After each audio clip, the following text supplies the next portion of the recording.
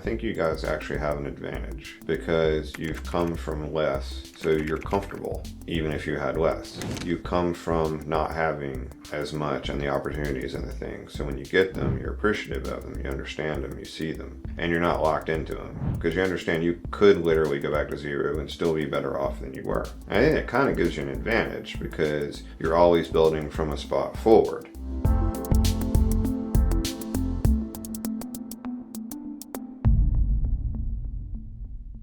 I want to back up for a minute though, because I think this is very important. I think a lot of people would want to hear this from you, Freddie.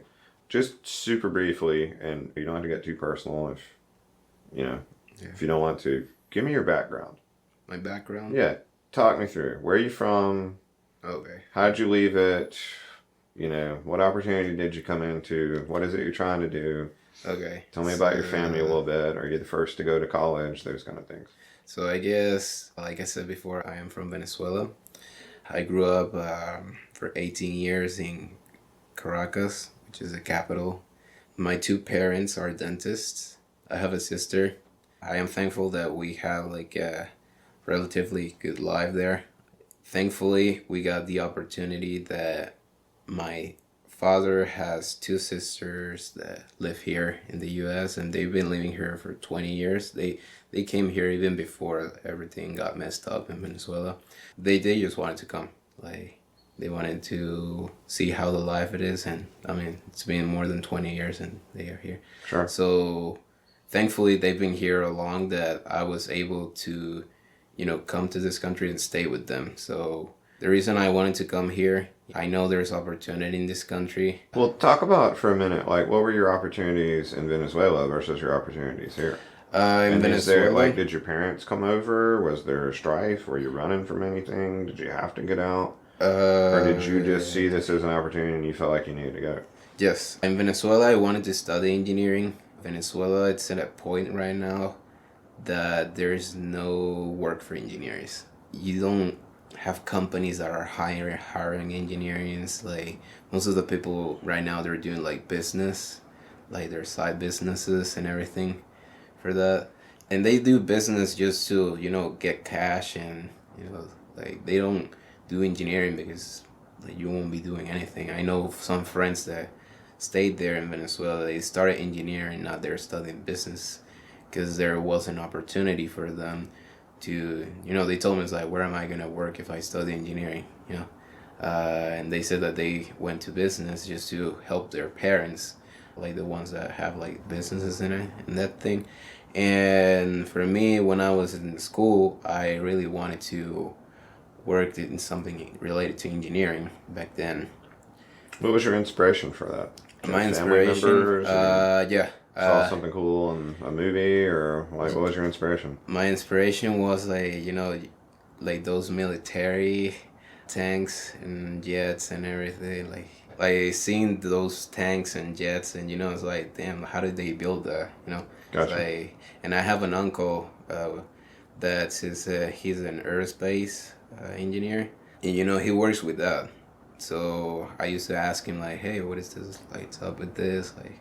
So you were into fighter jets and tanks and all kinds of cool stuff like that. Yeah, like building that. Okay. Which you don't realize back then when you're a kid in Venezuela that you gotta be a U.S. citizen to work on that. Oh, so you came over to actually be like an aerospace and work on planes and tanks and stuff, and they were like, nah, Freddie, we're good. Yeah.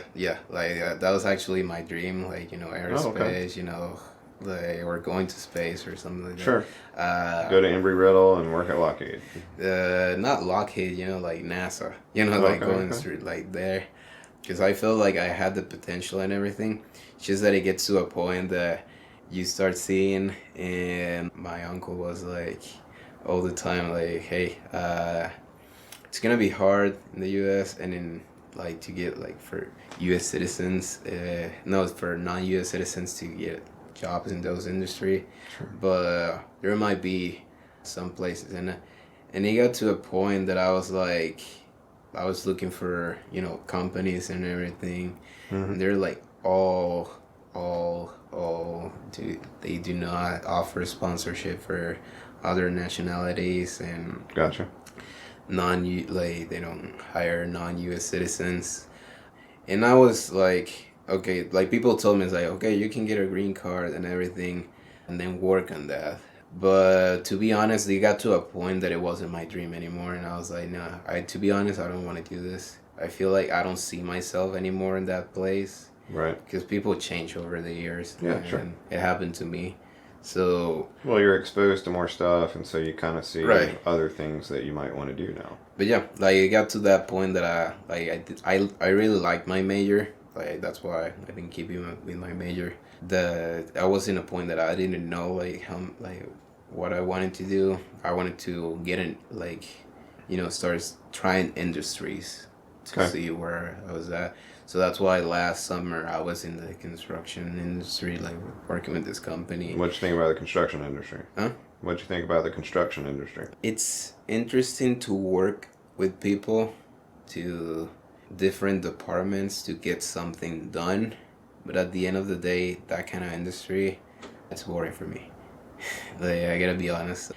There were some stuff like over there that you don't realize when you're outside and you get into the industry. It's like you gotta pay attention to, like the civil stuff, which is like the dirt, like like the counter lot, like different layers of dirt that there has to be, working with concrete, paying attention to sewer lines and everything. And I was like, "Damn, this is kind of boring, like for me, like I don't see myself." Right.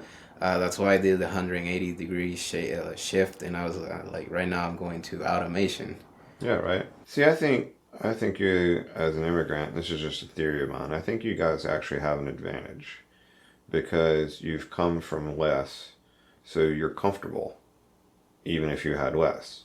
You come from not having as much and the opportunities and the things. So when you get them, you're appreciative of them, you understand them, you see them, and you're not locked into them because you understand you could literally go back to zero and still be better off than you were. And I think it kind of gives you an advantage because you're always building from a spot forward. Whereas a lot of people in this country, they feel like it's a setback or a fallback or a failure, or they're going to look bad to everybody, or, oh, you're changing jobs again, you're no good, you're terrible, you can't figure out what you're doing. Yeah. Whereas you guys come in and see it as an opportunity to slowly figure out what you want to do. They see it as failure and not being able to pick something. Right. And it's just the viewpoints are so drastically different, the outcome ends up being different, right? You guys come in and absolutely swarm them and take over because you guys are taking advantage of the opportunity from a positive light, and they're seeing the opportunity from a negative light, so they can't quite get there. It's just a theory of mine. What do you think about this? I think that the part that you said about starting from zero, I feel like after you have 10 years of experience, you don't start from zero because you see all the like immigrants that come from the outside that they get their work visa. They've been working there for like 10 years. True. And this is basically starting from zero, but they're taking the other like perspective of like, okay, I'm gonna grow even more here than I was doing there. Well, you have the confidence that you've already done it. Right. So you know you can do it again because the circumstances are actually easier. Exactly. So, and at no point could you be a failure because you're still better off than you were. A day in a life. What is Freddy trying to do here? A day in a life. Freddy, in 10 years, I see it as a person who's having a business that is helping people, and that business is very profitable, like very successful and everything.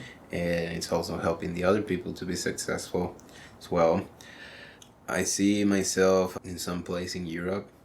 All right, so you think you could have impact as an entrepreneur. You feel like you could do more there. You think it could be potentially more lucrative for you. You feel like you can make a bigger impact on people. You really don't have a set business or product or line or industry or tech or any of those kind of things. Right. Whatever it is, it is. You just feel like that's what you're going to gravitate into is right. helping people. You're a hustler. You're entrepreneurial by nature. You like to organize. You like to manage. You like to put things together. So you just feel like you're going to gravitate into that. Right. Okay. And so if that's the case, and we follow the Freddy theory says, why don't we just start doing that now, right? And then what Freddy said just a few minutes ago, if you want to do it, why don't you just go do it now? Right.